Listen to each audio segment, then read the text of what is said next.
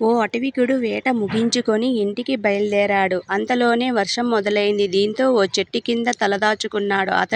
అతడి వలలో చిక్కుకున్న పక్షులలో ఒక ఆడపావురం ఉంది. దాని జీవిత భాగస్వామి ఆ చెట్టు మీదే ఉంది. ఆ సమయంలో తన ప్రాణానికి ప్రాణమైన ఆడపావురాన్ని తలుచుకొని బాధపడుతుంది. నాథా, విధి నిర్ణయం వల్ల నేను ఈ అడవికుడి వలలో చిక్కుకున్నాను.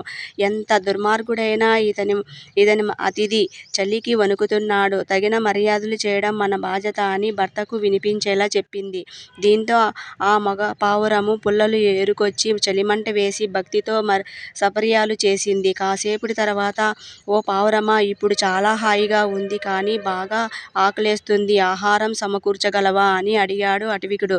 దీంతో ఆ పావురము, అయ్యో, నా గూట్లో ఆహారం నిండుకుంది. బయటేమో కుండపోత వర్షం అలా అని ఉంది. నీ ఆకలి తీర్చుకోపోవడం అధర్మం. మరో దారేం లేక నా మాంసంతో కడుపు నింపుకో అతిథి అంటూ మంటలోకి దూకేసింది. ఆ సంఘటనలో వేటగాడు కదిలిపోయాడు. నేనెంత పాపిని అని పశ్చాత్తాపడుతూ వలలోని పక్షులన్నీ స్వేచ్ఛనిచ్చి ఇంటికి బయలుదేరాడు. భర్త ఆత్మకృతిలో గుండె బరువెక్కిన ఆడపావురం కూడా ప్రాణత్యాగం చేసింది. మరుక్షణమే దేవలోకంలో దివ్యరథం అక్కడ ప్రత్యక్షమైంది.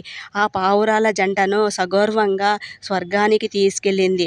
రావణుడు సోదరుడైన విభీషణుడికి ఆశ్రమం ఇవ్వకూడదని అడ్డు చెప్పినప్పుడు శ్రీరాముడు వానర ప్రముఖులకు వినిపించిన కథ ఇది.